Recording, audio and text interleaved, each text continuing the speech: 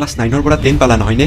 অলপ ভয়ো লাগি আছে কাৰণ ক্লাছ 10ৰ প্ৰথমবাৰৰ বাবে তোমালোকে বৰ্ডৰ পৰীক্ষা দিব গৈ আছা, এটা ডাঙৰ একাডেমিক পৰীক্ষা তোমাৰ জীৱনৰ। সেই ভয়টো দূৰ কৰি কেনেদৰে ক্লাছ 10ত এটা ভাল পাৰ্চেণ্টেজ লৈ পাছ কৰিব পাৰি সেই বিষয়ে আজি এই ভিডিঅ'টোত আলোচনা কৰিম। তোমালোকক 4টা এনেকুৱা পইণ্ট ক'ম যি পইণ্টকেইটা তোমালোকে আৰম্ভণিৰ পৰা শেষলৈ ভালদৰে ফ'ল' কৰিলে তোমালোকৰ পাৰ্চেণ্টেজ 60ৰ পৰা কেতিয়া 90 হয় তোমালোকে গমেই নাপাবা।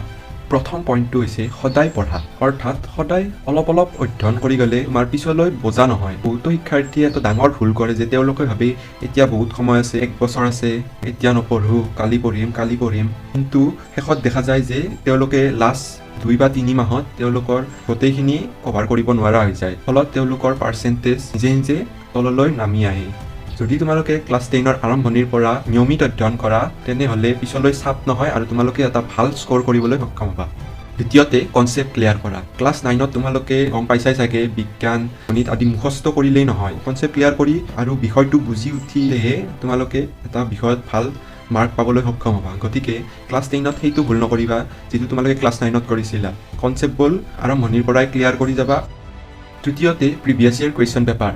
আমি সকলোৱে জানো যে লাষ্ট 2-3 বছৰত আমাৰ সেৱা বোৰ্ডৰ কুৱেশ্যন পেটাৰ্ণবোৰ সলনি হৈছে, য'ত 45 মাৰ্কছ কেৱল MCQ, য'ত কনচেপচুৱেল কুৱেশ্যনবোৰ বেছিকৈ অহা দেখা গৈছে। গতিকে তোমালোকে ক্লাছ 10ৰ আৰম্ভণিৰ পৰাই প্ৰিভিয়াছ ইয়াৰ কুৱেশ্যনবোৰ চাবলৈ আৰম্ভ কৰা, তেতিয়া তোমালোকে বুজিব পাৰিবা যে পৰীক্ষাত কেনেধৰণৰ প্ৰশ্ন আহিব পাৰে।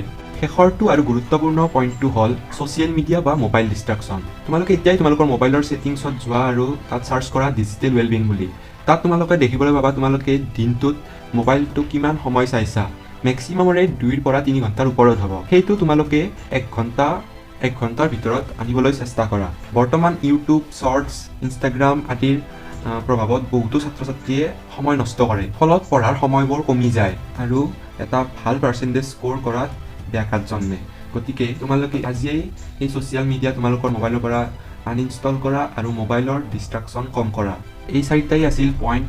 শেষত মনত ৰাখিবা, এই ক্লাছ 10ৰ নম্বৰ তোমাৰ আগন্তুক জীৱনত কেতিয়াও মেটাৰ নকৰে। ই তোমাৰ কেৱল আত্মবিশ্বাস আৰু আগন্তুক পথ নিৰ্ধাৰণত সহায় কৰিব। যদি তুমি আৰম্ভণিৰ পৰাই ডিচিপ্লিন হৈ পঢ়া তেন্তে ক্লাছ 10টো তোমাৰ বাবে কেতিয়াও কঠিন বা বৰিং নহয়, বৰঞ্চ তোমালোকৰ ক্লাছ 10টো হ'ব তোমালোকৰ জীৱনৰ আটাইতকৈ বেষ্ট ক্লাছ।